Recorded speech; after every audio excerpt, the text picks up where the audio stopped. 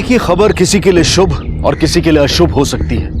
एक ही जगह पर मिले लोगों के रास्ते अलग अलग हो सकते हैं। एक जिंदगी में आगे बढ़ रहा था और दूसरा अपनी मजबूरियों की वजह से जिंदगी में समझौता कर रहा था। अजीत सावंत जिसने पाई पाई जोड़कर बहुत कम उम्र में अपना सपना पूरा किया था, ये होटल खरीदकर, और दूसरी तरफ शंकर सुरवे का सपना मजबूरियों की वजह से बिक चुका था। शंकर सुरवे की पत्नी को कुछ साल पहले ब्रेन स्ट्रोक और पैरालिसिस का अटैक आया था, जिसकी वजह से वो बिस्तर पर एक मरीज की जिंदगी जी रही थी और शंकर उसे मरीज से सेहतमंद इंसान बनाने के लिए अपनी हर चीज दांव पर लगा रहा था, और उनमें से एक उसका ये सपना, ये होटल भी था। अजीत बहुत उत्साहित था इस होटल से जुड़े अपने कल को लेकर, उसकी काफी उम्मीदें टिकी थी इस पर। और दूसरी तरफ शंकर खुशी और दुख दोनों जज्बात के साथ आगे बढ़ा था। खुशी इस बात की कि अब वो अपनी पत्नी के इलाज का रोज का तकरीबन 30 से 40 हजार का खर्चा आराम से उठा पाएगा, और दुख इस बात का कि अब उसका होटल किसी और का हो चुका था। इस होटल से जुड़े और भी लोग थे, और ये लोग थे इस होटल का स्टाफ, जिन पर इस बदलाव का असर हो सकता था। अब वो असर अच्छा होगा या बुरा होगा, यह भी कहना मुश्किल था।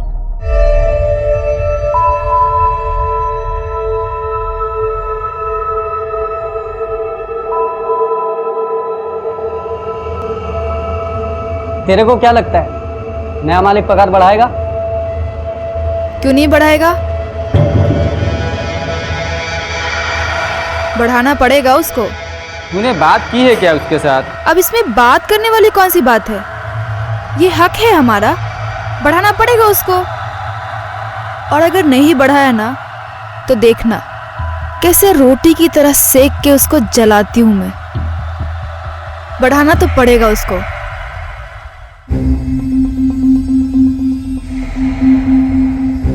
मुबारक हो अजीत जी, अभी होटल आपका हो गया।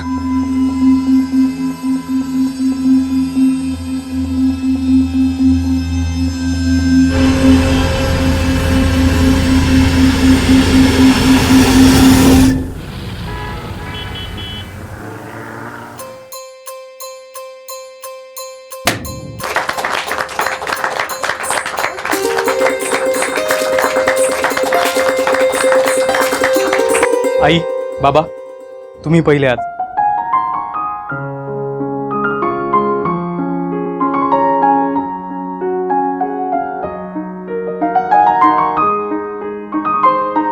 आई, बाबा, कसं वाटतंय? अरे बहुत बढ़िया है, एकदम चकाचक।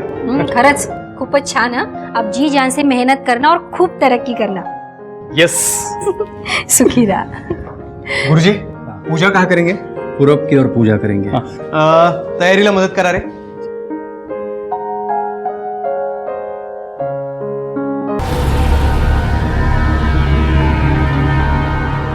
अरे ये क्या है? क्या है? ये देखो, ये क्या है? अरे काय है? मैंने कहा था ना ठीक से साफ करने के लिए।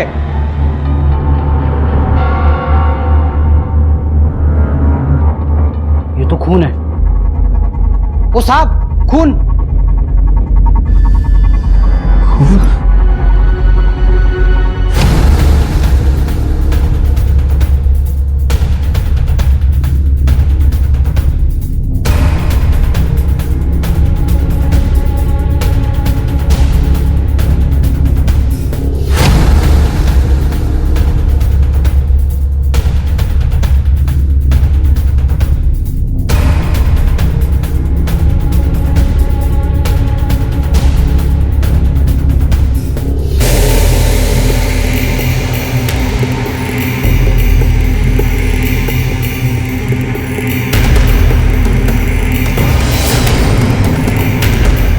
और अगर नहीं बढ़ाया ना तो देखना कैसे रोटी की तरह सेक के उसको जलाती हूं मैं।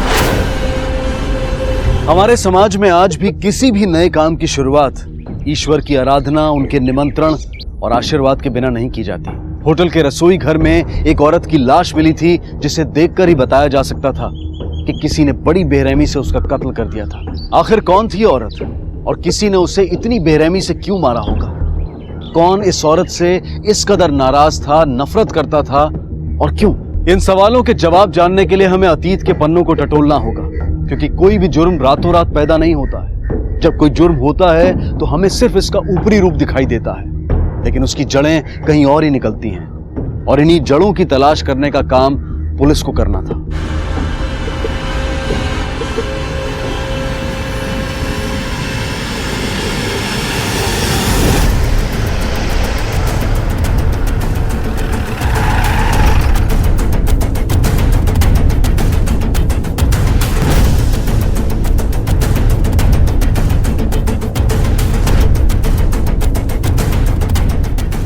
सर इस होटल में रोटी बनाने का काम करती थी, शीला नाम है इसका।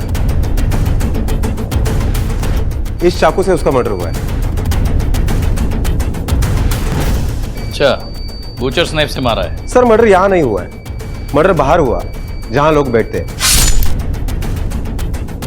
बाद में लाश को घसीट कर यहां लाया गया जब होटल बंद हुआ। होटल बंद हुआ था? ये यहीं रहती थी क्या? सर अभी तक किसी से पूछताछ नहीं की है, करते हैं। राणे, किचन के सारे चाकू फिंगरप्रिंट्स के लिए ले लो, सबसे पूछताछ करो। खून इस होटल में हुआ है, इसका मतलब खूनी होटल से ही जुड़ा हुआ होगा। ओनर कौन है होटल का? नाम क्या है उसका? सर कोई अजीत सावंत नाम के आदमी ने यह होटल अभी अभी 2 दिन पहले ही खरीदा था।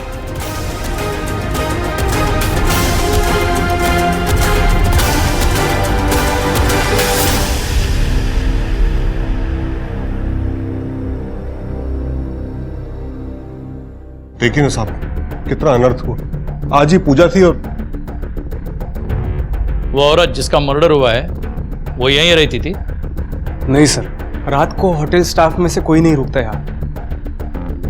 ये शीला यहाँ पे कैसे रुकी थी मालूम नहीं। 2 दिन हुए होटल लेके, पूरी तरह चार्ज भी नहीं लिया अभी। और उस औरत का नाम याद है तुम्हें? सर एक्चुअली 2 दिन पहले मेरी उससे बात हुई थी, तब उसी ने अपना नाम बताया था। साहब, मेरा नाम शीला है साहब। इस होटल में रोटी बनाने का काम करती हूँ साहब। आप नए नए हैं इसलिए पहले से बोल रही हूँ साहब कि हम सबका पगार 10% बढ़ा के देना पड़ेगा। बाद में पगार को लेके मचमच ना हो, इसलिए अभी से बोल रही हूँ साहब। सर मैं तो लुट गया, बर्बाद हो गया। अब कौन आएगा यहाँ?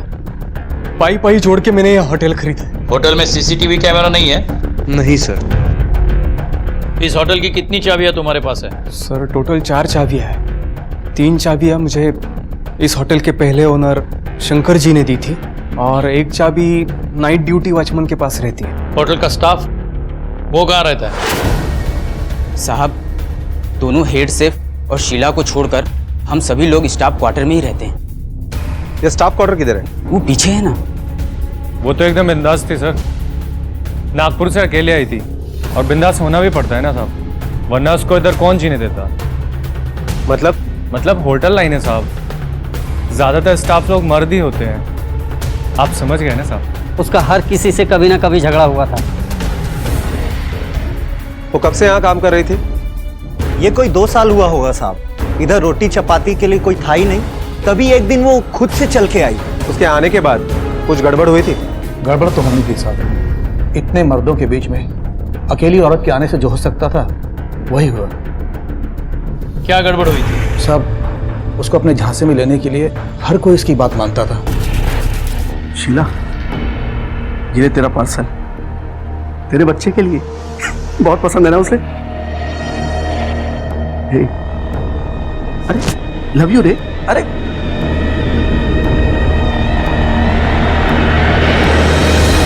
उसका बच्चा भी है? जी हाँ साहब। जब वो काम पे आती थी तो बच्चे को कहाँ रखती थी? साहब, जब वो काम पर आती थी तो बच्चे को घर में ताला मारकर छोड़कर आती थी। मुझे उसका यहाँ का पता चाहिए, जल्दी। जी साहब।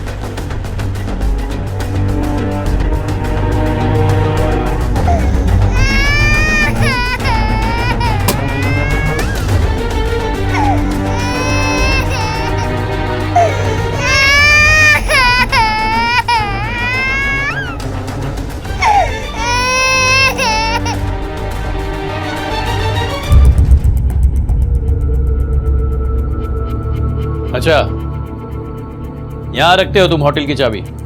साहब, वैसे जब मैं सुबह ड्यूटी पे आता हूँ तो पांडे मुझे चाबी दे देता है, पर जब कभी उसे जल्दी जाने को होता है तो वो यहीं चाबी रख देता है। किसी को मालूम नहीं है साहब, हम लोग यहाँ चाबी रखते हैं। पांडे मतलब वो नाइट शिफ्ट का वॉचमैन? हाँ साहब। पूरा नाम क्या है पांडे का? दयाशंकर पांडे। कहाँ मिलेगा ये पांडे? साहब वो सुबह की ट्रेन से गांव बिहार चला गया।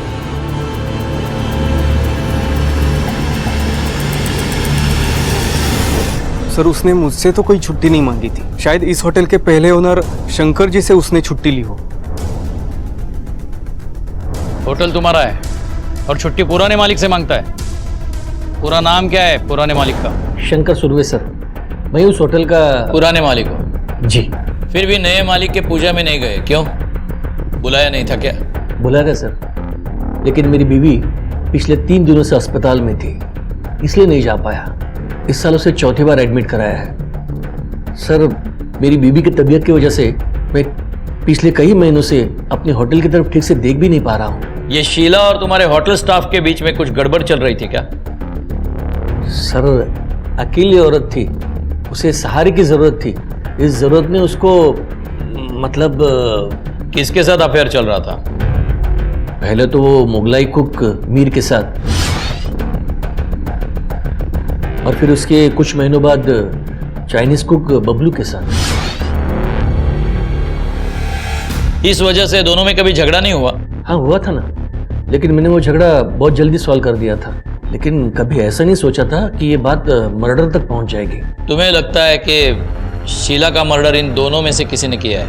अरे नहीं साहब, मैं ऐसा क्यों सोचूंगा, दोनों अच्छे हैं। ठीक है मिस्टर सुरवे, अभी तो आप जा सकते हैं, लेकिन अगर जरूरत पड़ी तो वापस बुला लेंगे। जी। बिस्किट खाएगा? थोड़ा सा खा ले, खा लेना बेटा। थोड़ा सा दूध पी। कुछ खाया इसने? नहीं सर, बहुत टाइम से कोशिश कर रही हूँ लेकिन कुछ नहीं खा रहे। ये कुछ पैसे रख लो, इसे चॉकलेट, आइसक्रीम, खिलौने जो भी चाहिए उसे ला कर दो। मेक श्योर कि ये खाना खाए। Okay sir. ये ले बिस्किट बेटा। सर मैंने शीला के पड़ोसियों से बात की। उनके कहने के मुताबिक शीला कुछ 2 साल पहले ही उस बस्ती में रहने के लिए आई थी, नागपुर के किसी आसपास के गांव से। वो कौन थी, उसका पति कौन था, इसके बारे में ज्यादा जानकारी नहीं मिल पाई, क्योंकि वो किसी से ज्यादा बात ही नहीं करती थी। और वो night watchman Dayashankar Pandey? Sir Dayashankar का मोबाइल लोकेशन ट्रेस हो गया। जिस वक्त मर्डर हुआ उस वक्त वो होटल के आसपास ही था, और फिर 4 बजे उसका मोबाइल लोकेशन दादर दिखाई दिया, और फिर 6 बजे पनवेल। रेलवे के रिकॉर्ड के मुताबिक वास्को पटना ट्रेन में उसका टिकट बुक था। जिस दिन शीला का मर्डर हुआ था उसी दिन वो गांव चला गया। कुछ न कुछ तो कनेक्शन है। सर बिल्कुल हो सकता है, क्योंकि शीला ने लगभग 10 महीने पहले इसी पुलिस स्टेशन में दयाशंकर के खिलाफ एक केस दर्ज की थी कि दयाशंकर ने उसे मॉलेस्ट करने की कोशिश की। इसका मतलब कुछ नहीं, काफी कुछ था। राणे अपनी एक टीम बिहार भेजो और वो दयाशंकर पांडे का पार्सल ले आओ, और उन 2 हेड शेफ्स के बारे में होटल स्टाफ से बात करो। देखते हैं शीला और 2 शेफ्स में क्या पक रहा था। Okay sir.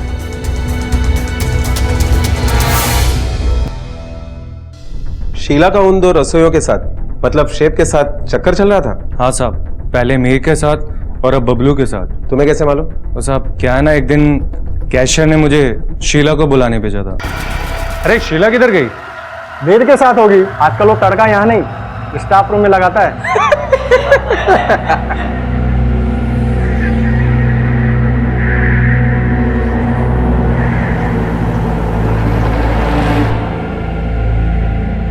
अरे तू इधर है, वो कैशियर तेरे को बुला रहे हैं। एक कस्टमर ने बहुत तमाशा किया रोटी को लेके, चल।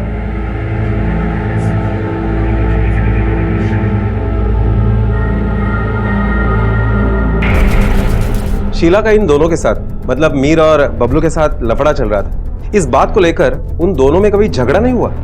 साहब उन दोनों को तो रोज ही झगड़ा होता था, और एक दिन तो ये शेजवान, अगर मेरे से शानपंती किया ना तो अभी यही तेरा दम बना दूंगा और मुर्गे की तरह थड़फड़ाने लगेगा इधर ही, समझा? तू अपना मटन चिकन संभाल, तेरी बीवी को मालूम पड़ा ना ये तेरा लफड़ा, इसी से काट के तेरे को कीमा बनाएगी, समझा? अभी तेरा कचूमर बनाओ। अरे एक लड़की के लिए एक दूसरे की जान लोगे क्या? चल जा अपना काम कर। फिर साहब शीला को पता चला कि मीर शादीशुदा है, उसने मीर को घास तक नहीं डाली और तभी उसका लफड़ा बबलू से शुरू हो गया। तभी साहब मीर बहुत सुलगा था।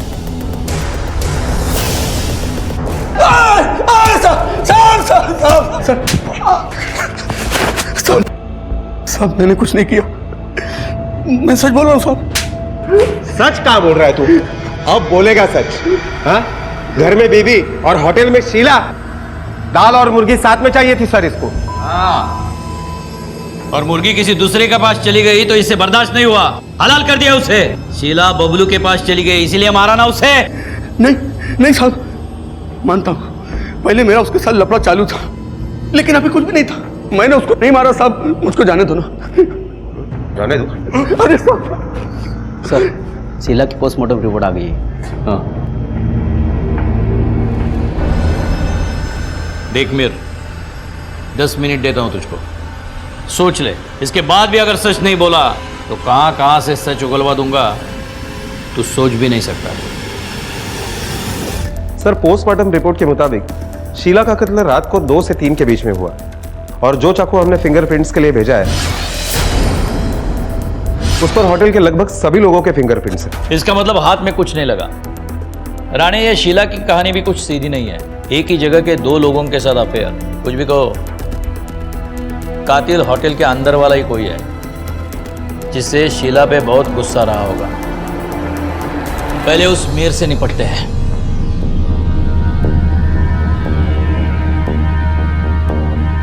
सोच लिया सच बोलने का या मैं बुलवाऊं? साहब, मेरे और शीला के बीच में प्यार था साहब, लेकिन कुछ टाइम बाद पता चला वो मेरे साथ डबल गेम खेल रही। उसका बबलू के साथ भी लफड़ा चालू था साहब। फिर एक दिन मैं उससे जाकर डायरेक्ट पूछ लिया, शीला सुन, ए शीला, अरे बात सुना, ए शीला, हेड़ा समझी क्या मेरे को? है? मेरे को सब पता चल गया है। तेरा वो शेजवान बबलू के साथ जो लफड़ा चल रहा है ना, उसे बंद कर दे। देख, प्यार करता हूं तेरे से, इसलिए समझा रहा हूं तेरे को। मुझे मत सिखा तू। हाँ, रुक। क्या रुक? ये देख, तू अपनी बीवी को धोखा देके मेरे साथ ओवर टाइम कर रहा है। मेरे को झूठ बोला तू, मेरे को सब पता चल गया है। हाँ, अब मैं तेरे झांसे में नहीं आने वाली। चल निकल यहाँ से। हाँ, हुई है शादी, बहुत शानी बन रही है ना, बहुत हुआ तेरा। मैं मेरी औकात पे आ गया ना तो तुझे दिखाऊंगा। चल निकल रे, अगर ये जाके तेरी बीबी को दिखाया ना, तेरा भारी और कम ना सब यही निकल जाएगा। चलो अभी निकल। शीला तेरी पोल पट्टी तेरे बीवी के सामने न खोले इसलिए तूने उसे मारा? नहीं नहीं नहीं साहब, अरे मैं उसके बाद तो उससे मिला तक नहीं। वो तो मैंने गुस्से में बोल दिया था साहब। बल्कि शीला और बबलू मेरे को झगड़े के लिए उकसाते थे। शीला पे मेरे को गुस्सा था और बबलू मेरी खोपड़ी में जाता था, लेकिन उसके बाद भी मैंने उनके साथ झगड़ा नहीं किया साहब, मैं होटल के पास ही रहता हूँ। शीला के साथ मेरा कोई सीन नहीं है साहब, मैं सच बोल रहा हूँ। वो तो मीर के साथ, मतलब मीर मेरे को फंसाने के लिए झूठ बोल रहा है। मैं किसी एक बच्चे की माँ के साथ में क्यों चक्कर चलाऊंगा साहब, और खाली पॉकेट में किसी का बच्चे का बाप क्यों बनूंगा? अच्छा, शीला से तेरा कोई लेना देना नहीं है तो फिर शीला को मीर का वो फैमिली फोटो किसने दिया था? वो मुझे नहीं मालूम साहब। तुझे क्या लगता है किसने दिया होगा फोटो? कुछ पता है तुझे? क्योंकि हमें ये पता है कि तू शीला के कितने करीब था। अब प्यार से बताएगा या मार खा के बताएगा? शायद दयाशंकर भी हो सकता है साहब, क्योंकि मैंने उसको एक बार फोन में शीला के बारे में बात करते हुए सुना था। बोला ना आपको, अब की बार नहीं बच पाएगी वो। अरे बहुत जबरदस्त सेटिंग किया हुआ है। हाँ, टेंशन मत लो आप, ठीक है? मैं आपको बाद में फोन करता हूँ। हाँ ठीक है।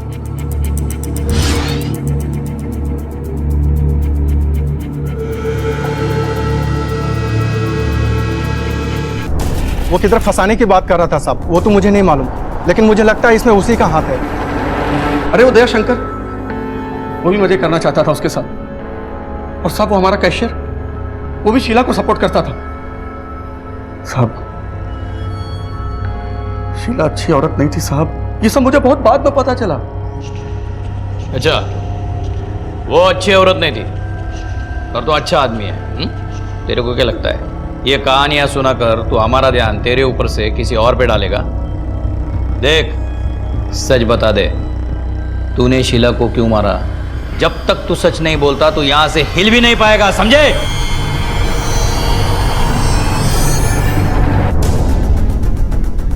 सर, हो सकता है ये मीर सच बोल रहा हो, क्योंकि जिस रात कत्ल हुआ उस रात उसका मोबाइल लोकेशन होटल के आसपास बिल्कुल नहीं था। या फिर ये भी हो सकता है कि उसने मोबाइल घर पे ही छोड़ा हो। बाकी लोगों की मोबाइल लोकेशन चेक की तुमने? Yes sir, Ajit Sawant.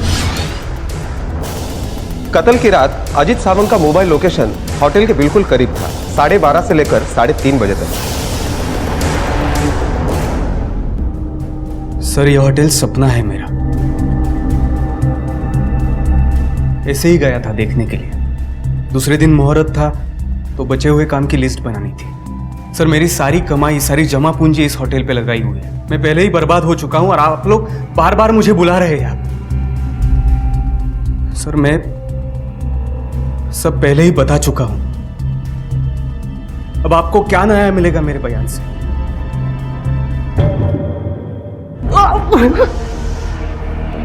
कोई फायदा नहीं उठाया साहब मैंने उसका, मां कसम सही बोल रहा हूँ साहब। सच बोल रहा है तो शीला ने तेरे खिलाफ कंप्लेंट क्यों की थी? मालिक ने बोला था कि उसका रोज तलाशी लेता जाते हुए। चल कौन?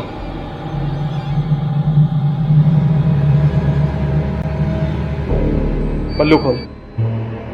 पागल हो गया है तू? पैसा ब्लाउज के अंदर छुपाया ना तूने? तेरा दिमाग खराब हो गया, चल जा यहाँ से। सही से प्यार से बोल रहा हूँ तुझे, पल्लू खोल। अरे पल्लू खोल। क्या हो रहा है? क्या हो रहा है सब? सर वो, अरे लेडीज की कोई एक्सेस नहीं करता क्या? शाना बन रहा है ना तू?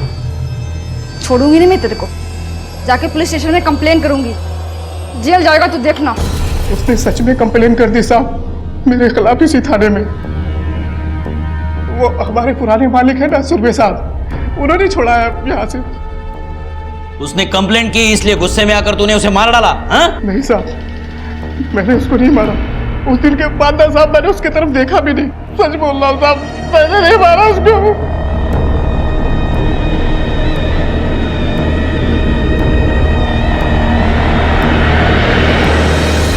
सर दयाशंकर सच बोल रहा है। मैंने बिहार पुलिस से पता लगाया, इसके घर में सच में बच्चे का नामकरण था और इसलिए वो गांव गया था। राणे अगर ये सच बोल रहा है फिर भी हमें उस पर नजर रखनी पड़ेगी, क्योंकि उसकी ट्रेन और कत्ल के बीच में काफी समय था।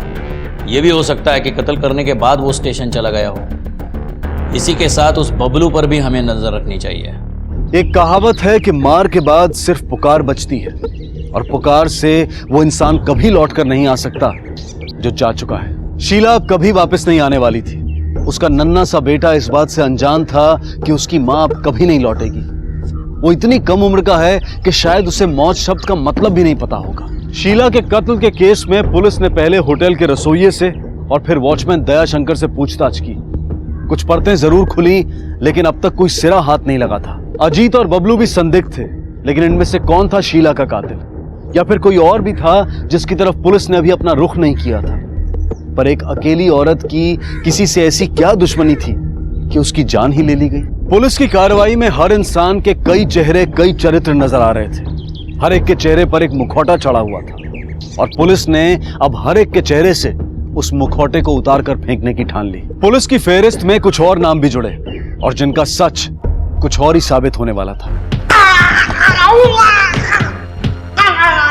तूने कहा था कि तू होटल के पास ही रहता है, लेकिन तेरे घर का मोबाइल टावर और होटल का मोबाइल टावर अलग अलग है। मतलब उस रात तू होटल की तरफ गया था। अब सच बता, इतनी रात को क्या करने गया था तू वहां? कुछ नहीं साहब, कुछ नहीं साहब, सच बोल रहा हूँ, सच बोल रहा हूँ साहब। मेरा और शीला का प्लान था। पक गया हूं मैं दूसरे के पास में काम करते करते। तू टेंशन काहे को ले रहा है? मैं है ना। अच्छा बोल, तुझे ये चाइनीज दुकान खोलने के लिए कितना पैसा चाहिए? पिछली बार खोला था, कुछ 90,000 के आसपास लगा था। तो ठीक है, तू जा तैयारी कर दुकान खोलने की, मैं देती तेरे को पैसा। 9,000 नहीं, 90,000 बोला हूँ। कहाँ से लेके आएगी तू इतने पैसे? मैं बोल रही है ना कि मैं लेके आएगी। और वैसे भी हम दोनों ना ये दूसरों की नौकरी नहीं करेंगे। तू एक काम कर, तू ना आज रात 2 बजे होटल के बाहर मिल मुझे, मैं लाके देती है तेरे को पैसे। उधर गया तो मैं नए मालिक की गाड़ी देखा, वो खुद में ही कुछ बड़बड़ा रहे थे। फिर मेरे को याद आया, शीला तो मेरे घर पे भी आ सकती है। मेरे को डर था कि वो नया मालिक कहीं मेरे को देखेगा तो क्या बोलेगा।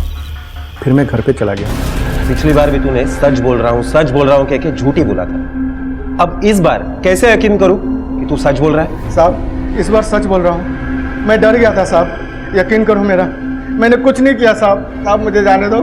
जब तक तू पूरा सच नहीं बताएगा ना, यही सड़ेगा, समझा?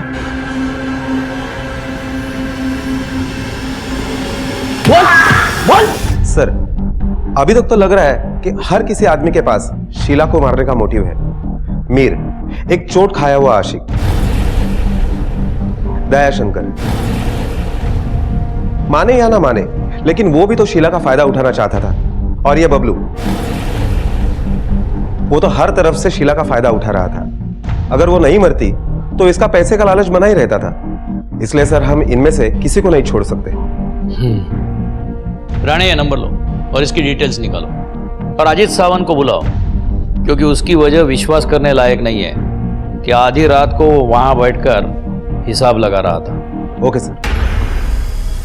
बताता हूँ, सब सच बताता हूँ।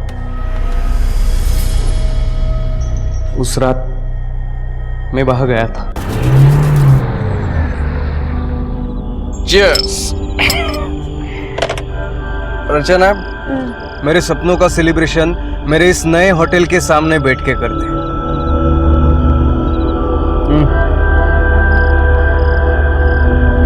I'm done यार, अब और नहीं पी सकती। ऑलराइट, देखना एक बार ये होटल शुरू हो जाए, फिर अपनी लाइफ सॉर्टेड है, सॉर्टेड। 1 साल के अंदर 2-4 होटल बनाएंगे और फिर शादी करेंगे। वैसे मेरे बहुत सारे सपने हैं, फिलहाल ये एक पूरा हो रहा है।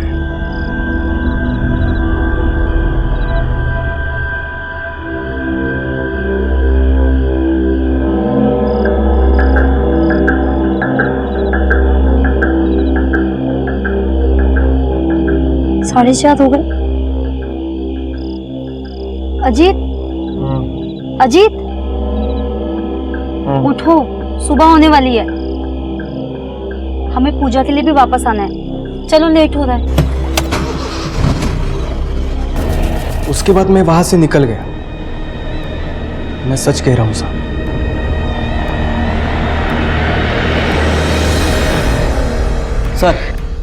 सर, आपने जिस मोबाइल नंबर की डिटेल्स मांगी थी वो आ गई है, ये लीजिए।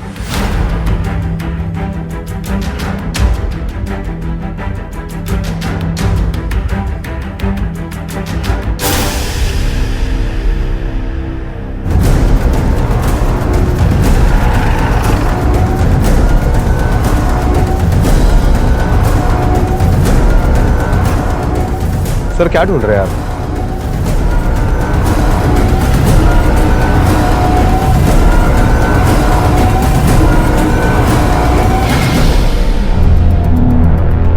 ये सीसीटीवी कैमरा चलता भी है या ऐसे ही लगा है? चालू है सर, 24 घंटा रिकॉर्डिंग चालू रहती है इसकी।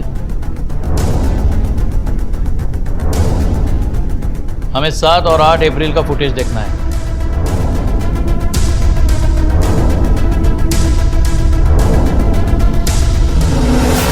पॉज करना, जूम करो जरा, बस प्ले करना भी।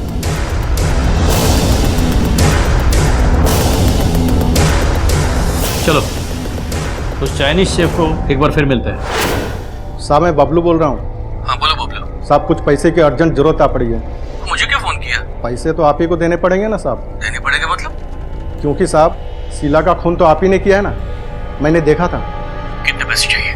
90,000।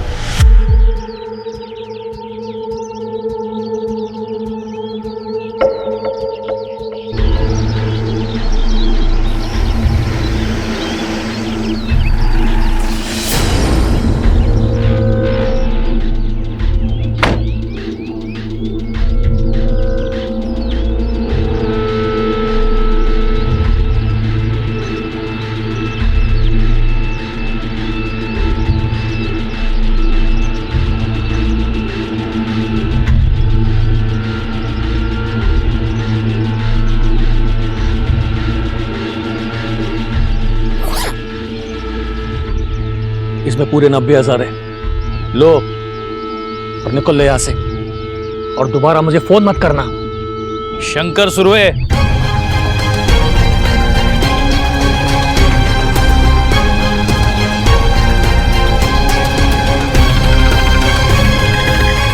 में ये क्या, और कोई तुम्हें फोन नहीं कर पाएगा।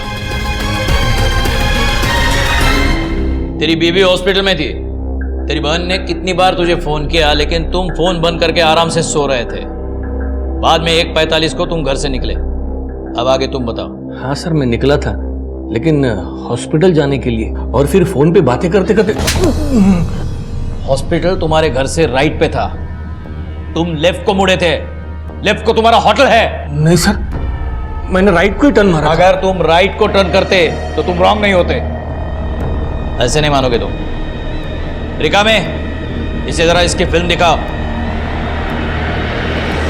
देखो,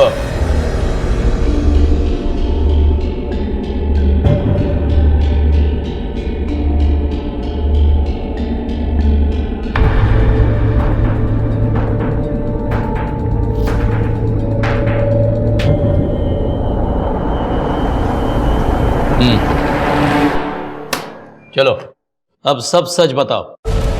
साहब, मुझे शक हो गया था कि मेरा कैशियर शीला के जरिए पैसे चोरी कर रहा है। मैंने वॉचमैन को शीला की तलाशी लेने के लिए बोला, पर उसने दयाशंकर को पुलिस स्टेशन भिजवा दिया, और फिर वॉचमैन ने भी उसकी तलाशी लेने से मना कर दिया। और फिर एक दिन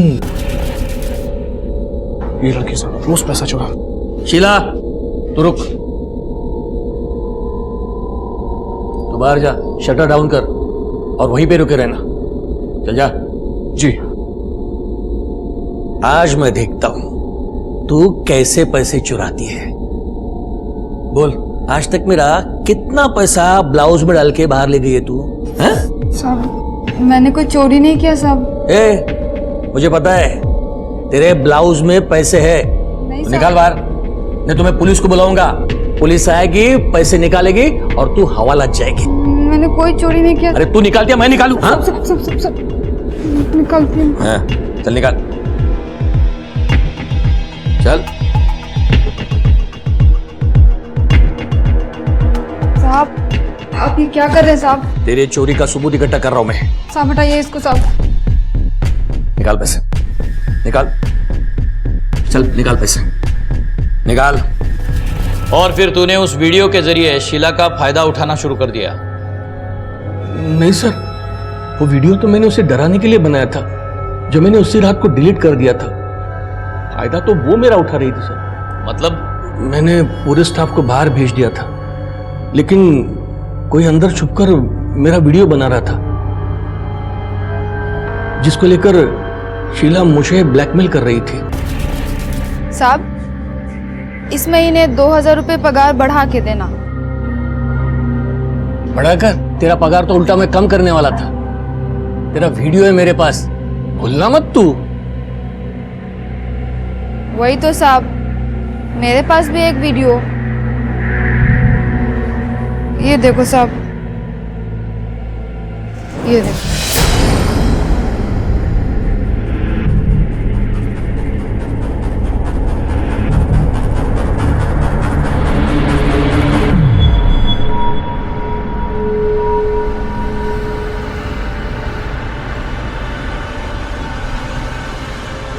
अब बराबर समझ में आया ना साहब, पगार बढ़ाने का। नहीं तो ये वीडियो है ना, आपकी पत्नी को अस्पताल में जाके दिखा दूंगी मैं। उसके बाद उसको इलाज की जरूरत ही नहीं पड़ेगी, है ना साहब? उसके बाद तो शीला हर दिन कोई नई फरमाइश लेके आती। मैंने उसकी सारी फरमाइशें पूरी की सर, पर एक दिन तो उसने हाथ ही कर दी। मुझसे 2 लाख मांगने लगी। 2 लाख? पागल हो गए क्या? अरे कहां से लाऊंगा मैं 2 लाख? अरे साहब, एकदम सिंपल है। होटल बेच रहे हैं ना आप, तो पैसे आएंगे, इसमें से दे देना। होटल में तुम्हारे लिए नहीं, अपने बीबी के इलाज के लिए बेच रहा हूँ। तो आप पैसे नहीं देंगे तो ठीक है, तो वो वीडियो जो है ना साहब, जाके आपके बीवी को दिखा देती हूँ। उसके बाद तो आपको होटल भी बेचने की कोई जरूरत नहीं होगी, क्योंकि उसके बाद आपकी बीवी सीधे भगवान के पास जाएगी। अच्छा आइडिया है ना साहब? पैसे तो आपको देने ही पड़ेंगे। होटल बिक चुका था। अगले दिन अजीत टेक ओवर करने वाला था। मुझे पता था ये औरत मुझे ऐसे नहीं छोड़ेगी। मैंने उसे होटल बुला लिया। दयाशंकर छुट्टी पे था, इसलिए उस दिन रात को कोई होटल में नहीं था। अंदर जाने के लिए चाबी कहां से मिली? मेरे पास होटल के पिछले दरवाजे की डुप्लीकेट चाबी थी। मैं होटल पहुंचा, वो वही खड़ी थी। मैं उसे लेकर अंदर चला गया। सब पैसे लाए? पैसे किचन में रखे। होटल तो आपने बेच दिया है, तो पैसे किचन में कैसे? मैंने छुपा के रखे। मैं अभी लेकर आता हूँ। बहुत सियाने हो साहब आप, जल्दी आना।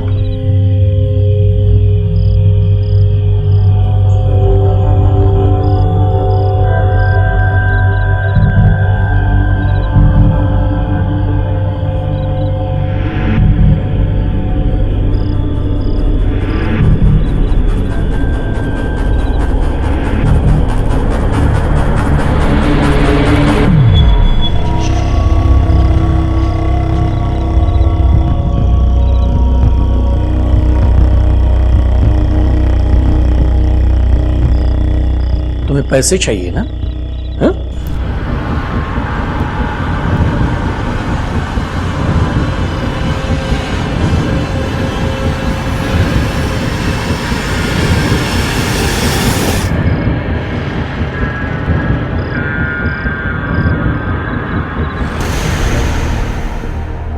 ये सब करने के बजाय अगर तुम पुलिस के पास आते तो असली अपराधी को सजा मिलती और तुम कातिल होने से बच सकते। ले जाओ उसको।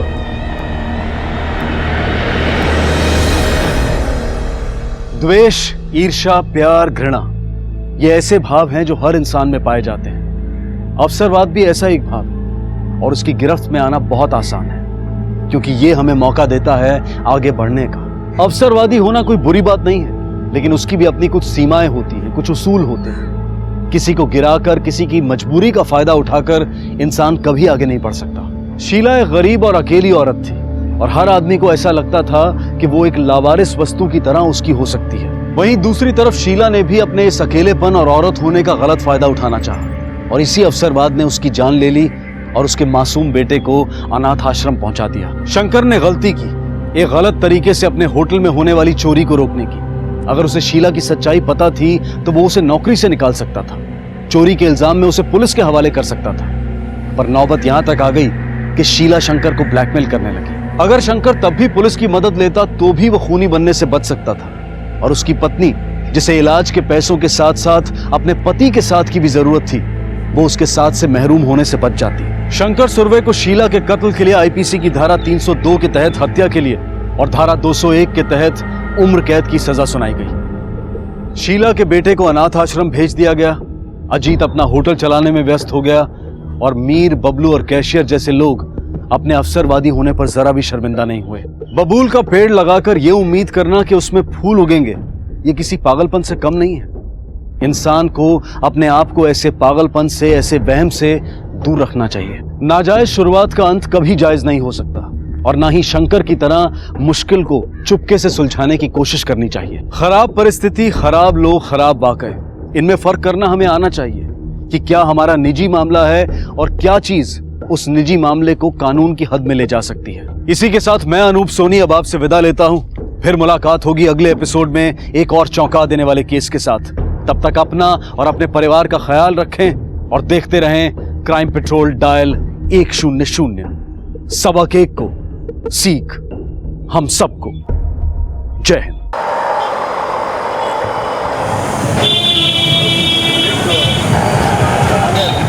Okay sir, bye.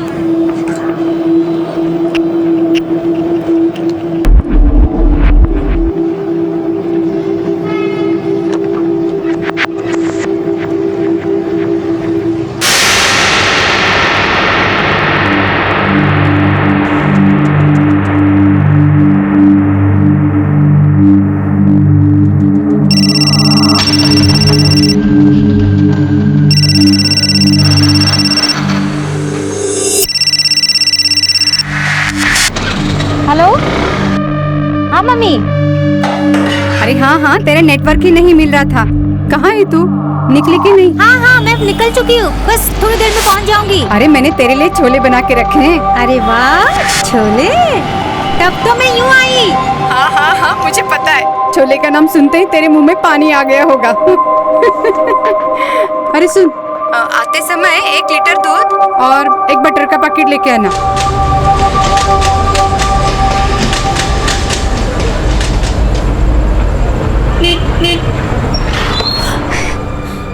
Neha Sharma ji, आप कौन?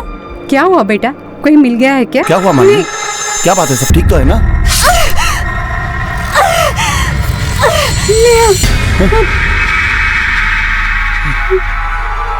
हेलो हेलो,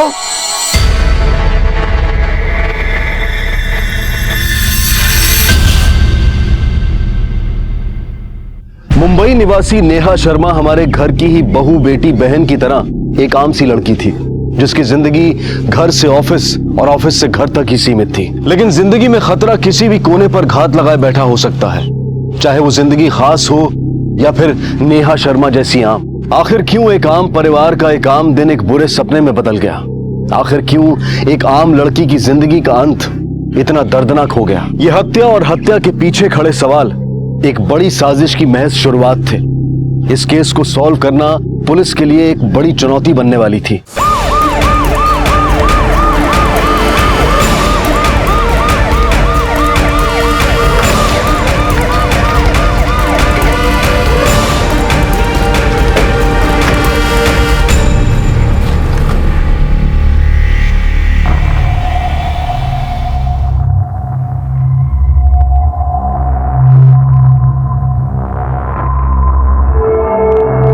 सिर के चाकू से मल्टीपल स्टैबिंग की गई है, पर घाव गहरे नहीं है। ये देखो, मतलब मारने वाले ने किसी शार्प वेपन का यूज नहीं किया। इसकी तो उंगली भी काटी गई है। खुली सड़क पे इतनी बेरहमी से किसी ने इसे मारा है। ये क्राइम प्लान जरूर है, पर क्रिमिनल नया है।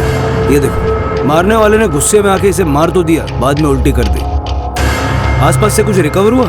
हाँ सर, एक मोबाइल और एक पर्स मिला है, और पर्स में ये एक ड्राइविंग लाइसेंस भी है।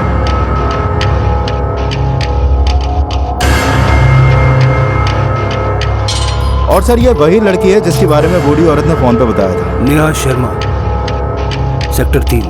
ये तो यहीं का एड्रेस है। एक काम करो, बॉडी को पोस्टमार्टम के लिए भेजो, हम इसके फैमिली से मिलते हैं।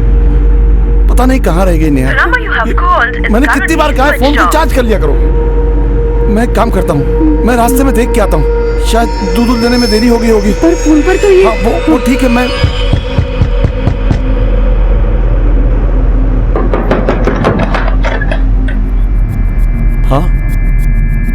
ये नेहा शर्मा का घर है? जी हाँ, मैं मिली नेहा, हमने ही आपको फोन किया था। नेहा जिंदा नहीं मिली। बॉडी के पास से हमें ये मोबाइल फोन और आईडी कार्ड मिले हैं। ये क्या कर रहे हैं आप? नहीं, ये नहीं हो सकता। हमें उसकी बॉडी प्लेजेंट पार्क के बैक रूट पे मिली।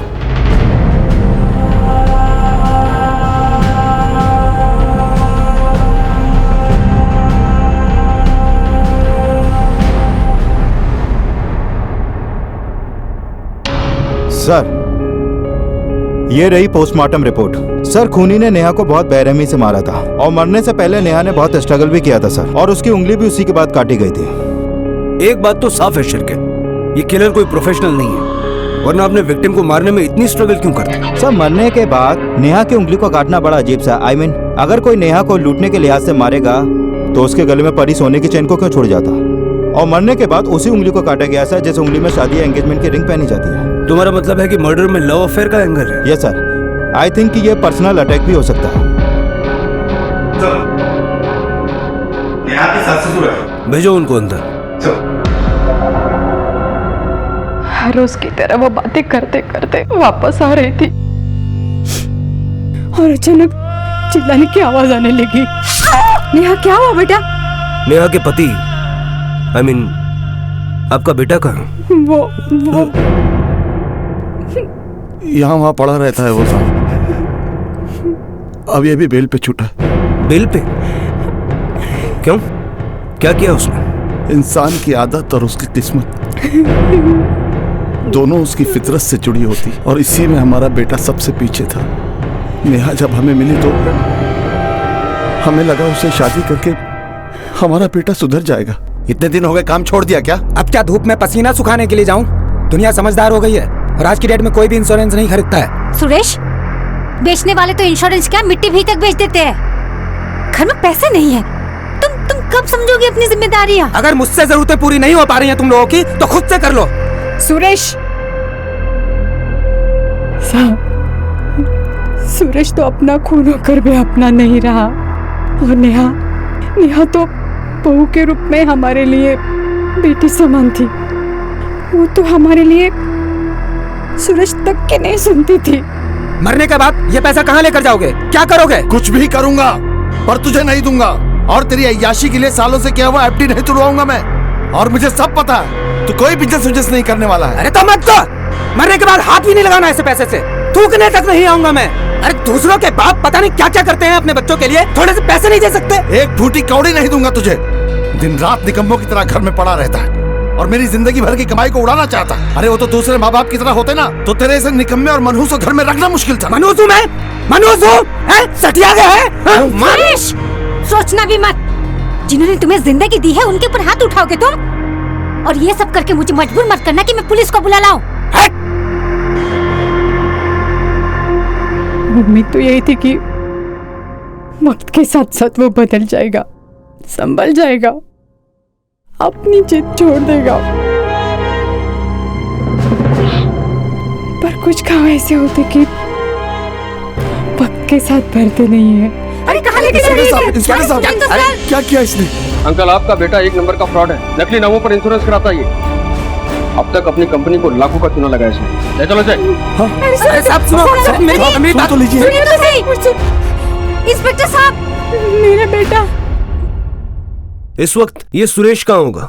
उसका एक दोस्त प्रॉपर्टी डीलर है, अक्सर वो उसके ऑफिस में पड़ा रहता है।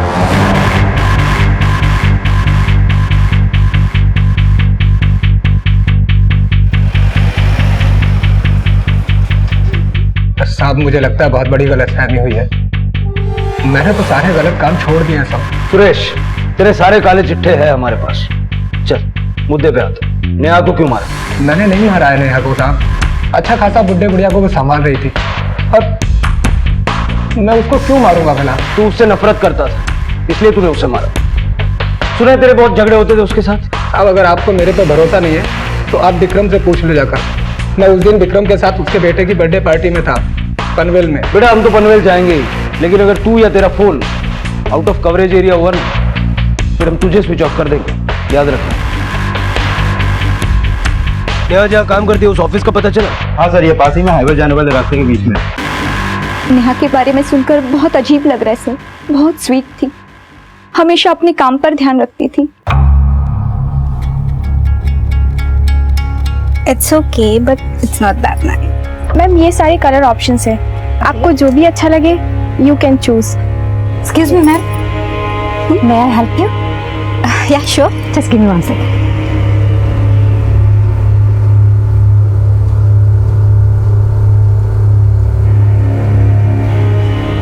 लेकिन इसकी वजह से कुछ लोग नाखुश भी थे।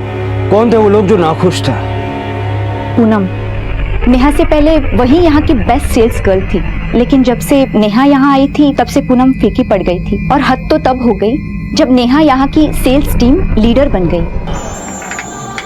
सर, ये लीजिए मिठाई। साक्षी, प्रमोशन के लिए बहुत बहुत बधाई हो Neha. Thank you. Welcome. Poonam, ये लो मिठाई खाओ।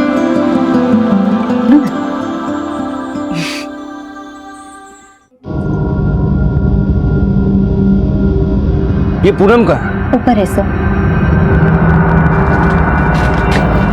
पूनम, तुम्हारी बेस्ट फ्रेंड नेहा का मर्डर हुआ है। सुना तुम्हारी बहुत बनती थी उसके साथ। सर, मैंने कहा ना कि मैंने कुछ नहीं किया है। मैंने कब कहा कि तुमने कुछ किया है? चलो मैं सीधे सीधे अपने सवाल पूछता हूँ, नेहा के साथ क्या प्रॉब्लम थी तुम्हारी? सर, मैं यहाँ बहुत सालों से काम करती हूँ, बट इतनी मेहनत के बाद भी एक नई लड़की आई और 2 महीने में ही मेरी हेड हो गई। सर, इस बात का मुझे बहुत बुरा लगा और इसी बात से मैं थोड़ी सी चिढ़ी हुई थी। इस चिढ़ का अंजाम ये हुआ कि नेहा अब इस दुनिया में नहीं है। नहीं सर, ऐसा कुछ नहीं है, मैंने कुछ नहीं किया है। जिस दिन नेहा के साथ ये सब कुछ हुआ मैं यही थी स्टोर में, मैंने पूरा दिन इन्वेंट्री किया न्यू स्टॉक का। सर, सुरेश के दोस्त विक्रांत से बात हुई, पनवेल में उसके बेटे की बर्थडे पार्टी थी और सुरेश पूरे दिन वहीं पे था। उसने पार्टी के कुछ पिक्चर्स भी मुझे भेजे हैं। शिरके ये भी तो हो सकता है कि मर्डर करने वाला कोई और है और करवाने वाला कोई और। सुपारी किलिंग? लेकिन सर, खून के तरीके को देखकर तो लगता है कि मर्डर करने वाला कोई नया हो। शिरके कोई नया हो भी सकता है। वैसे भी कॉन्ट्रैक्ट किलर्स अपने शुरुआती कुछ कामों में कुछ न कुछ गलतियां तो करते ही हैं, इसीलिए हमें वहाँ उल्टियां भी मिली। सर वैसे जेल में सुरेश की काफी क्रिमिनल से दोस्ती हुई थी और मैंने पता किया कि कोई वीरा नाम का कॉन्ट्रैक्ट किलर है जिससे उसकी काफी जमती थी। वीरा?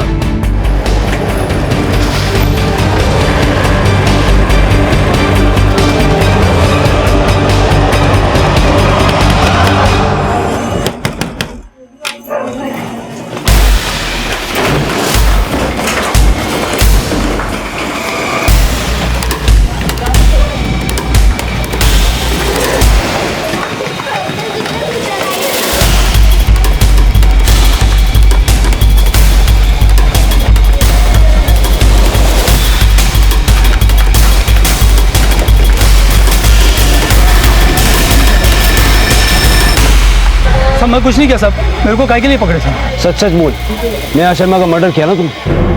उंगली क्यों काटी उसकी? सुपारी ली थी तूने? सुपारी लिया रहता तो मैं आप लोग के आने का इंतजार थोड़ी करता साहब। मैं किसी नेहा को नहीं मारा साहब। तेरे अलावा एरिया में कितने कॉन्ट्रैक्ट किलर्स हैं? सबके नाम चाहिए। सब मजाक कर रहे हो क्या? अगर ऐसा किया तो अब तक की सबसे बड़ी सुपारी मेरे नाम की होगी साहब। ऐसा नहीं किया ना तो सुपारी, कत्था, चूना सब चखा दूंगा, समझा? सब यार अला इस लड़की की सुपारी अगर तुम लोगों में से किसी ने भी दी है तो भी बोल दो, वरना तुम लोगों को उल्टा लटकाकर इतना मारूंगा कि देख के लगेगा किसी ने पान खा के थूका है। बेटा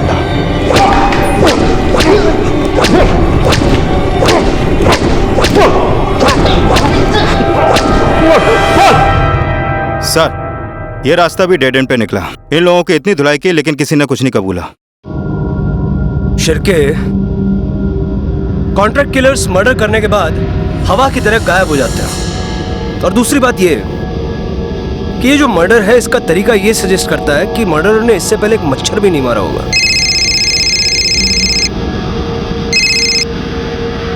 हेलो, सब इंस्पेक्टर शिरके बोल रहा हूँ।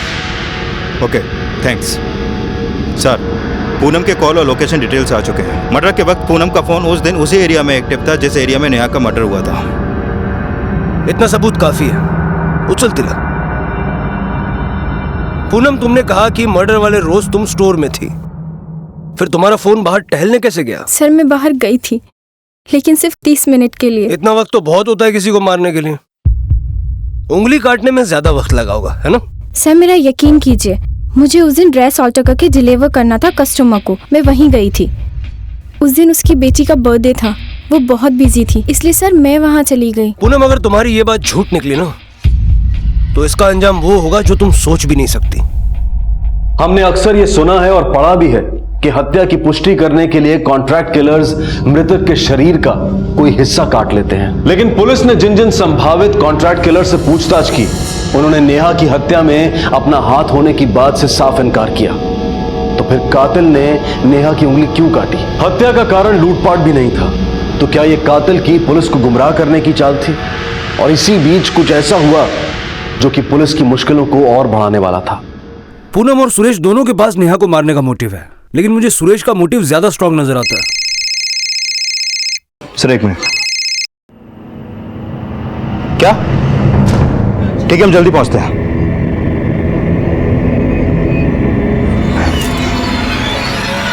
किसने फोन किया था? सर, ये दोनों यहाँ से गुजर रहे थे जब इन्होंने बॉडी देखी।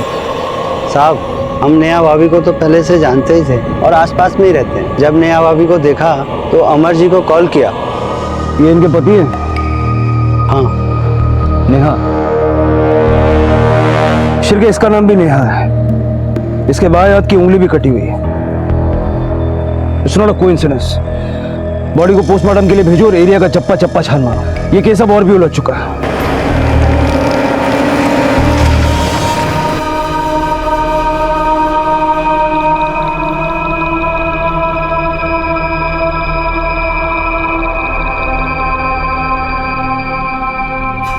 ऐसा कैसे हो सकता है सर? कोई क्यों मारेगा मेरी नेहा को? किसी से कोई झगड़ा या कोई पुरानी दुश्मनी? नहीं सर, हमारी किसी से कोई दुश्मनी नहीं। हम तो कमाने खाने वाले लोग हैं, बल्कि हम तो किसी के मामले में टांग भी नहीं अड़ाते। नेहा हर रोज उस पार्क में जाया करती थी। रात के वक्त खाना खाने के बाद उसे टहलना अच्छा लगता था। देखिए, ऐसे केसेस में अक्सर मारने वाले को विक्टिम का डेली रूटीन अच्छे से पता होता है, और डेली रूटीन को इतने गौर से देखने वाले या तो नजदीकी होते हैं या आसपास वाले। अगर आपको किसी पे भी कोई शक है तो हमें बेहिचक बताइए।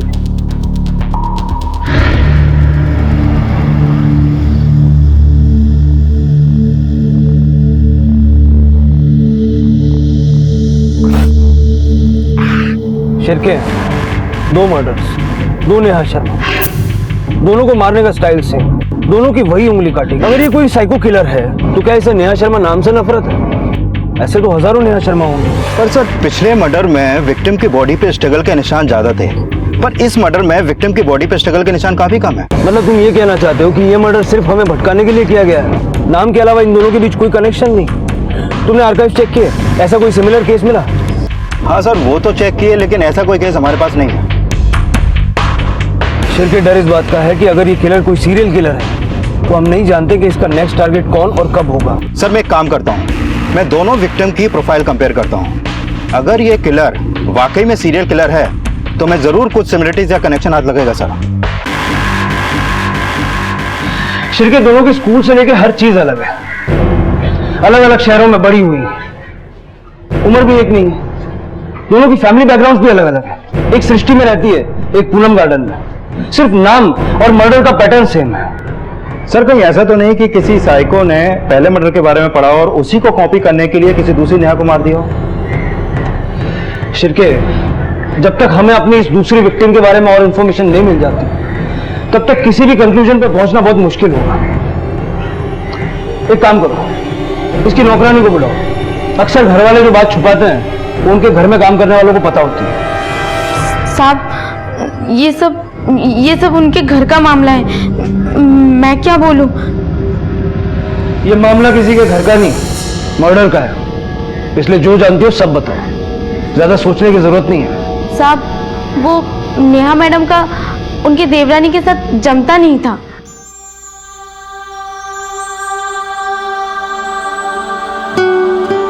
अरे भाभी, इतने समोसे मत खाओ वरना तो मोटी हो जाओगी। भला मेरे मोटे होने से तुझे क्या फर्क पड़ेगा? तेरी बीवी तो वैसी पतली रहेगी ना। पूरे घर में एक आप ही तो ब्यूटी हैं। अच्छा, लंगूर के हाथ में अंगूर देखा है कभी? आप भी ना भाभी, बहुत मजाक हैं। ज्यादा इतराने की कोई जरूरत नहीं है। ये जो तुम्हारी जुबान है ना, इसे थोड़ा कंट्रोल में रखो, वरना अगर मैंने कुछ करने की सोची ना तो दोबारा आवाज तक नहीं निकलेगी, समझे तुम? आपने यहाँ क्यों बुलाया मुझे? मैं क्रिमिनल थोड़ी ना हूँ। क्राइम करने से पहले हर क्रिमिनल एक आम आदमी होता है स्वाति, जैसे तुम। और यही पता लगाना हमारा काम है ना कि किसने क्राइम किया है और किसने नहीं। वैसे नेहा के मरने का ज्यादा दुख नहीं हुआ होगा तुम्हें? सुना है 36 का आंकड़ा था उसके साथ। इसकी वजह भी वही थी, उसे अपने काम से मतलब होता ही नहीं था। सामने कुछ और बोलती थी, पीठ पीछे करती कुछ और ही थी। आप मेरे जेठ से बात कीजिए ना, वो बताएंगे आपको सब। वैसे नेहा के बारे में बहुत सारी बातें वो नहीं जानते। नेहा बहुत सारी बातें उनसे छुपाती थी, बोलती थी कि मंदिर जा रही हूँ, हर जाती कहीं और ही थी वो। ना ना नहीं सर, ऐसा कुछ भी नहीं है। स्वाति को जरूर कुछ गलत फहमी हुई है सर। नेहा मुझसे बहुत प्यार करती थी, वो मुझसे कभी कुछ नहीं छुपाती थी। इनफैक्ट हम दोनों एक दूसरे से बहुत प्यार करते थे सर।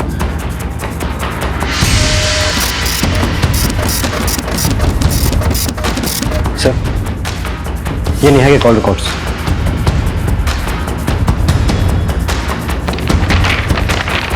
सर, नेहा के रेगुलर लोकेशन डिटेल्स के मुताबिक वो शांतिनगर जाया करती थी। शांतिनगर? Yes sir. यहाँ तो पहले वाली नेहा काम करती थी। सर, इनके नाम और मर्डर पैटर्न के अलावा रूट भी सेम है। शायद ये वही क्लू है शिरके, जो अब तक हम ढूंढ रहे थे।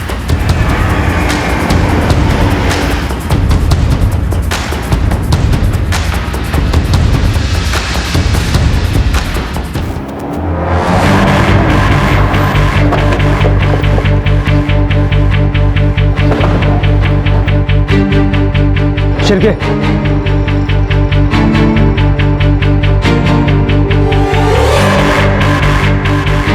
सर नेहा यहाँ पर आती थी, बेकिंग क्लास में सीखने आती थी यहाँ पर। क्लास का टाइम क्या था? दोपहर 3 से 5। इसी वक्त तो पहली नेहा स्टोर से अपने घर जाती थी। शिरके इस दूसरी नेहा ने ये बेकिंग क्लास वाली बात अपने फैमिली से छुपाई क्यों होगी?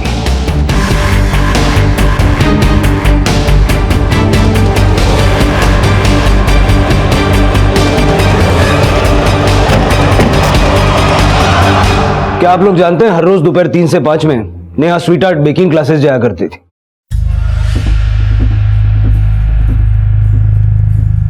मुझे मीठा खाना बहुत पसंद है।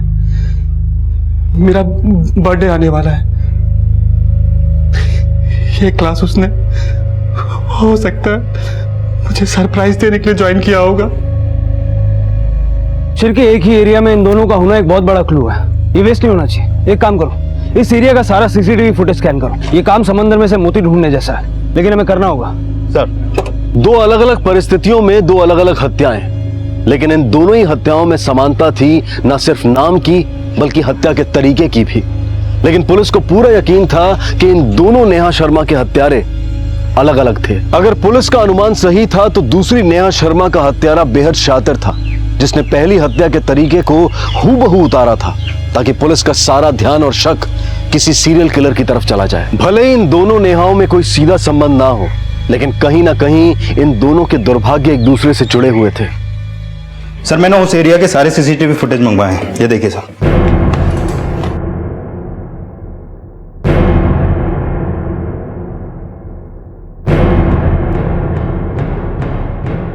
ये देखिए सर। शिरके, इस एरिया के सारे गैरेजेस में पूछताछ करो। ये दूसरी नेहा अपनी स्कूटी रिपेयर करवाने कहीं ना कहीं तो गई होगी। जी सर।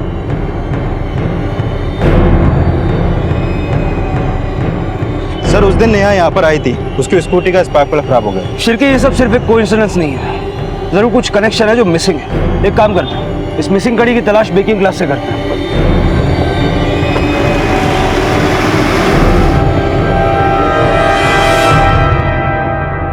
नेहा की किसी से कोई दुश्मनी या कोई ऐसा था जिससे उसकी बनती नहीं थी? नेहा बहुत ही अच्छी लड़की थी, थोड़ी मैसी थी। आई थिंक तो वो कभी बना ही नहीं पाई परफेक्टली, मगर किसी भी स्टूडेंट के साथ उसे कोई प्रॉब्लम नहीं थी। लेकिन हाँ, हमारा एक स्टूडेंट है सैम, थोड़ा स्ट्रेंज है। स्ट्रेंज मतलब? उसका नेहा से क्या लेना देना? जी वो अक्सर नेहा के बगल की सीट पर ही बैठता था और सिर्फ नेहा से ही बात करता था। एक दिन नेहा के बगल में कोई और स्टूडेंट आकर खड़ा हो गया, उसने उसे हटा दिया वहां से। और जब से नेहा की मौत के बारे में पता चला है, वो क्लास में नहीं आया है और ना ही हमने उसे देखा है। रहता कहाँ है सर? मनोरी में सर।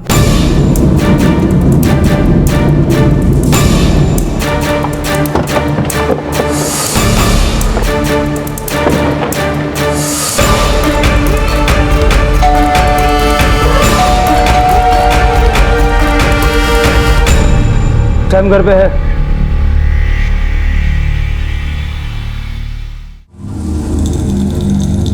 मैं तो जानता था कि आप आएंगे, बट इतनी जल्दी आएंगे ये पता नहीं था, वरना मैं केक थोड़ा जल्दी बना लेता। सैम, तुम्हारी बेस्ट फ्रेंड नेहा को किसी ने मार दिया है। ये खबर सुन के तुम्हें बुरा नहीं लगा? बुरा नहीं लगता तो क्लास जाया करता, यहाँ घर पे नहीं मिलता। नेहा तुम्हारी बेस्ट फ्रेंड थी ना, उसके अलावा तुम किसी से बात नहीं करते थे? केक से ज्यादा स्वीट थी वो सिर्फ मुझसे बात करती थी, बाकी सबकी तरह इग्नोर नहीं करती थी। सैम प्लीज मेरी मदद करो ना, तुम्हें तो अच्छे से आता है। देखो ना, मुझसे तो हो ही नहीं रहा।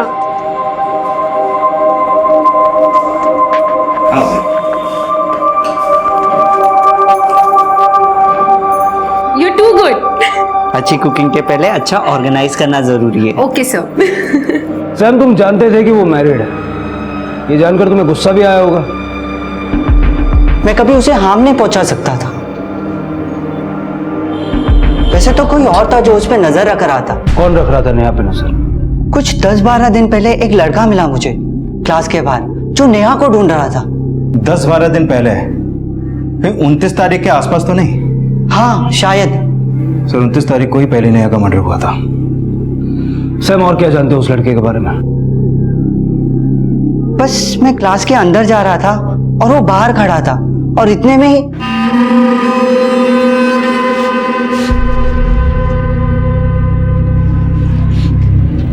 भाई सुन। वो नेहा आई क्या इधर? हाँ आई होगी। तुम कौन?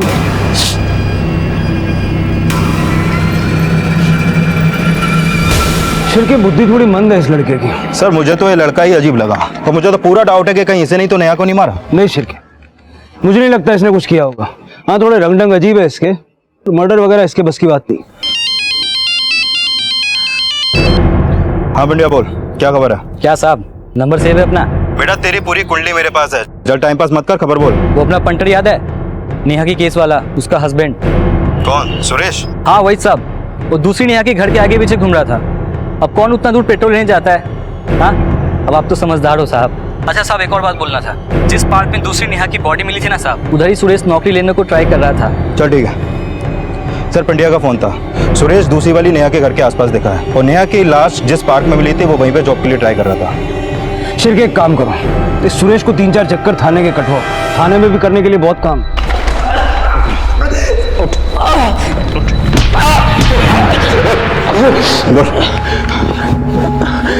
मैं सच बोल रहा हूँ साहब, मैंने कुछ नहीं किया, माँ की कसम खा के कहता हूँ। पार्क में क्यों गया था? पार्क में नौकरी मांगने के लिए गया था। ज्यादा घुमा मत, वरना इतना मारूंगा कि नौकरी क्या पानी भी नहीं मांग पाएगा। मैं सच बोल रहा हूँ साहब, मैं उस दिन बहुत जगह नौकरी मांगने के लिए गया था, जेल जा चुका हूँ तो मुझे कोई नौकरी देने को तैयार नहीं है, तो सोचा पहुँच भी नहीं कर लूँ। आपको भरोसा नहीं है तो आप जहाँ जहाँ मैं गया था वहाँ जाकर पूछताछ कर सकते हैं।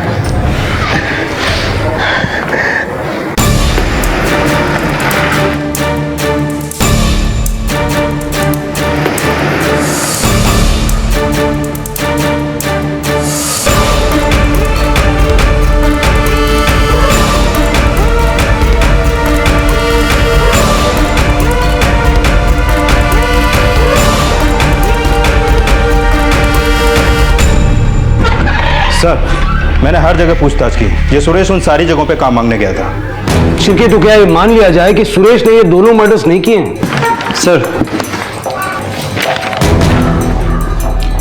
सर ये वो स्केच है सैम ने हमारे स्केच आर्टिस्ट से बनवाया था। कुंडली निकालो इस लड़के की।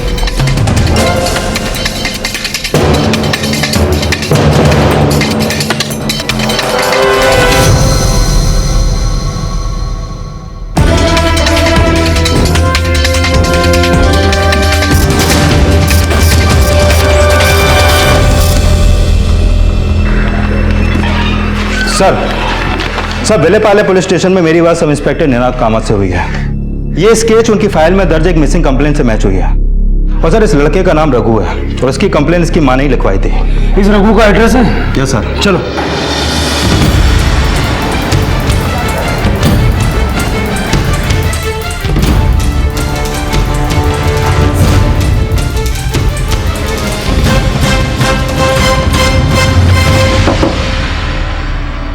सब रघु का कुछ पता चला? मैंने तो सब जगह पे ढूंढा लेकिन कहीं नहीं मिला वो। आपका बेटा करता क्या था? कुछ काम नहीं करता था, दिन भर दोस्तों के साथ अय्याशी करता था। किती समजावलं त्याला पण वो मेरी कहाँ सुनता था, बहुत नशा करता था। सर आसपास में मैंने पता किया, इस रघु के लक्षण तो ठीक नहीं लगते। ड्रग्स वगैरह तो करता ही है, और साथ ही जिंदगी में हमेशा फेल ही हुआ है, पढ़ाई से लेकर क्रिकेट तक कहीं भी कुछ बड़ा नहीं किया इसने। शिरके कोई इतना यंग लड़का क्यों हायर करेगा, वो भी ऐसा जो कोई काम ठीक से नहीं करता? क्या पता सर, हो सकता है किसी ने पैसों और ड्रग्स का लालच दिया हो। यंग था, रास्ते से भटका हुआ है, तो इसे बहकावे में लाना आसान ही होगा। एक काम करते हैं, ड्रग्स के सारे अड्डे छान मारते हैं।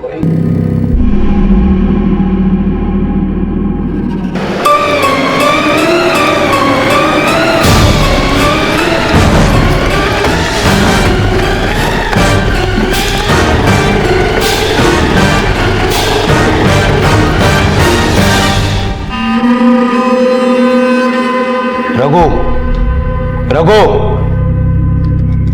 शिरके इसकी हालत बहुत खराब है, लगता है विड्रॉल सिम्टम्स है। पहले इसके मेडिकल ट्रीटमेंट का इंतजाम करो, उसके बाद आगे बात की जाएगी। सर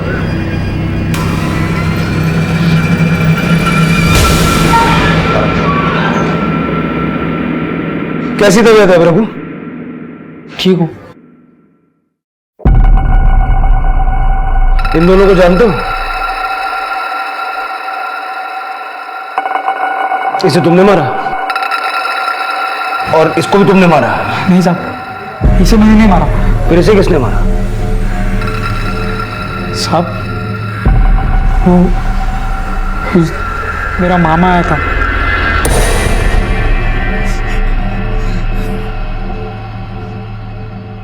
रघु, क्या बात है रघु? पैसे चाहिए? हाँ, पैसे जल्दी। पैसे तो नहीं है अभी मेरे पास। पैसे नहीं है। पैसे, अरे छोड़ छोड़। आ सकते हैं, बहुत सारे पैसे आ सकते हैं, इतने पैसे कि फिर कोई कमी नहीं होगी। काम बताओ, काम बताओ।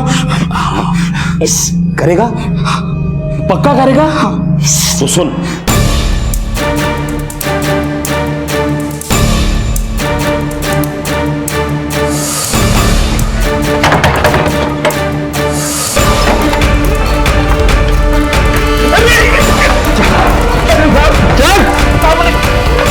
अंदर डाल इसको।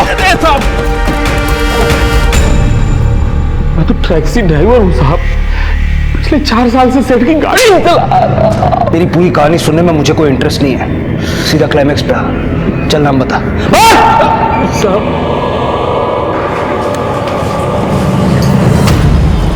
चल अम्मा, पुलिस स्टेशन जाने का वक्त आ गया। जो खेल तूने शुरू किया था ना, वो अब खत्म हो चुका है। चल। हाँ, उसे सुपारी मैंने ही दी थी। 4 साल से मेरे लिए काम कर रहा था। अच्छा तावड़े जी, अगर कोई बहुत खास काम करवानी हो तो किससे करवाएं? साहब ये तो काम पर डिपेंड करता है। काम है क्या वैसे? काम थोड़ा रिस्की और इलीगल है, लेकिन पैसे मुंह मांगे मिलेंगे। साहब ये मेरा भांजा है रघु। हो जाएगा ना? 100% हो जाएगा। ले लो, बाकी का काम होने के बाद, और होशियारी से करना।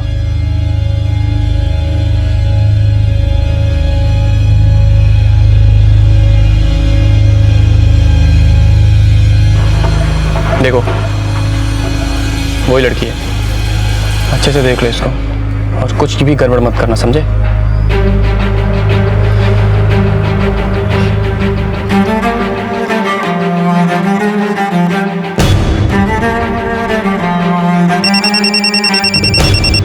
हेलो। हाँ हाँ नेहा, तुम निकल चुकी हो? हाँ निकल गई, बस पहुंच रही हूँ। हाँ ठीक है ठीक है।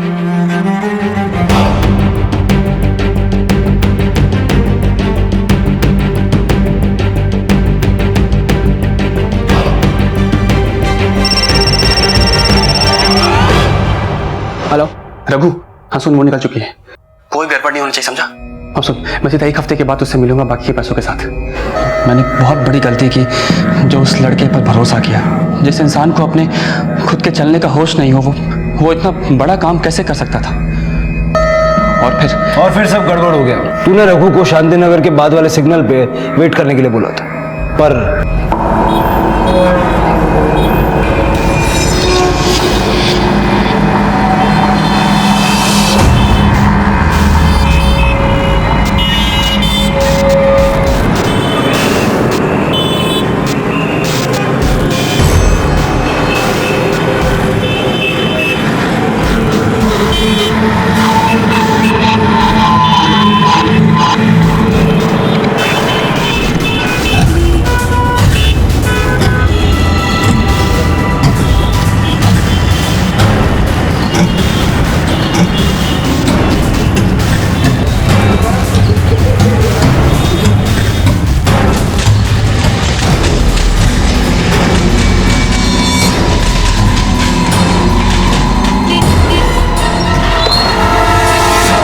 शर्मा जी, आप कौन? उंगली का काटना काम होने का एक सबूत था जो रघु तेरे लिए लाया।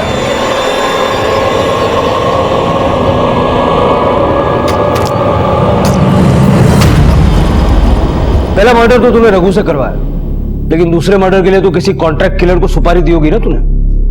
चल नाम बता। उसने जो गलती की वो मुझ पर बहुत भारी पड़ा, इसलिए मैंने सोचा कि अब मैं किसी और पर भरोसा नहीं कर सकता।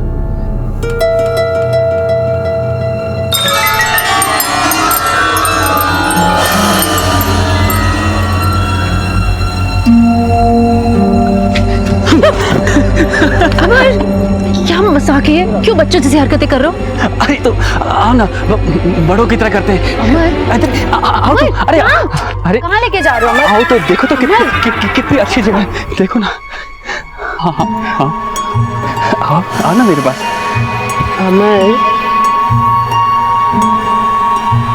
अब तक हमारी ये तो समझ में आ गया कि तूने ये सब किया कैसे, लेकिन एक बात तूने अब तक नहीं बताई। क्यों? क्या बिगाड़ा था उसने तेरा? बिगाड़ा? पूरी पूरी पूरी जिंदगी खराब कर दी उसने मेरी। मजाक बना दिया सबके सामने। मतलब? मैं हकलाता हूँ, कभी कभी हो जाता है हकलाना। मैं क्या करूँ इसमें? आप लोगों के सामने भी हकलाया था, लेकिन मैंने अपने ऊपर कंट्रोल किया। अरे पहले तो मैं इतना हकलाता था कि मैं कभी किसी से बात नहीं कर पाता ठीक से, लेकिन जब से नेहा जिंदगी में आई थी मैंने पूरी कोशिश की कि मेरा यह हकलाना ठीक हो जाए। मैं जोर जोर से अखबार पढ़ता था, गाने गाता था रात भर चुप कर, ताकि मेरी ये आदत ठीक हो जाए, हकलाना बंद हो जाए। लेकिन सब बर्बाद कर दिया उसने, सिर्फ एक हंसी के कारण सब बर्बाद कर दिया उसने।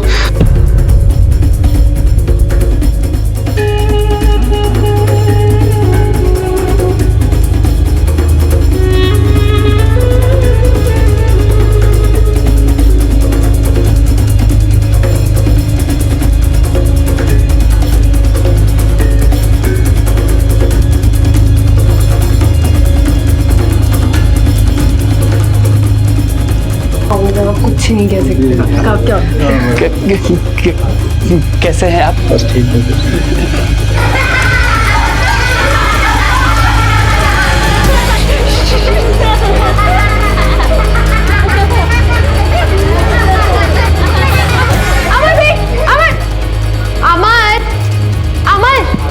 अमर सुनो, अमर आई एम सॉरी।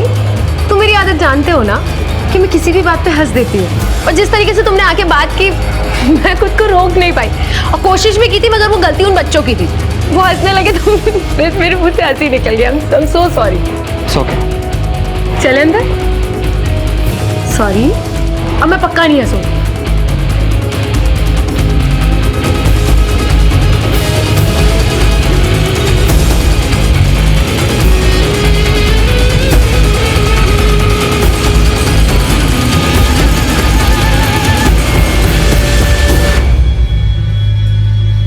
इतनी खूबसूरत थी वो, हमेशा खुश रहती थी, हमेशा हंसते रहती थी, लेकिन उस दिन के बाद से उसकी हंसी मुझे चुभने लगी थी। इतनी सी वजह के लिए तूने अपनी बीवी को मार डाला? तेरी वजह से आज 2 लोग इस दुनिया में नहीं है, और वो 17 साल का लड़का मर्डरर बन चुका है।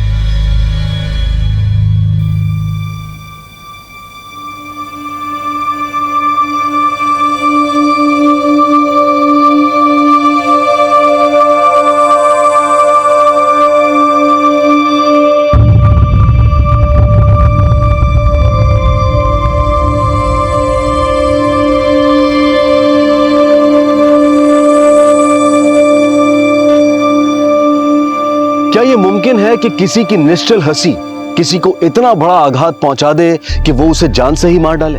नहीं, बल्कि सच तो ये है कि अमर हीन भावना से ग्रसित था, और इस पर काबू पाने की बजाय वो धीरे धीरे इस भावना का गुलाम बनता जा रहा था। बदले की आग में ना सिर्फ उसने अपनी पत्नी का कत्ल किया, बल्कि उसका शिकार वो मासूम नेहा भी बनी, जो अगर जिंदा रहती तो अपने सास ससुर का सहारा बनी रहती और उन्हें एक बेहतर जिंदगी दे पाती।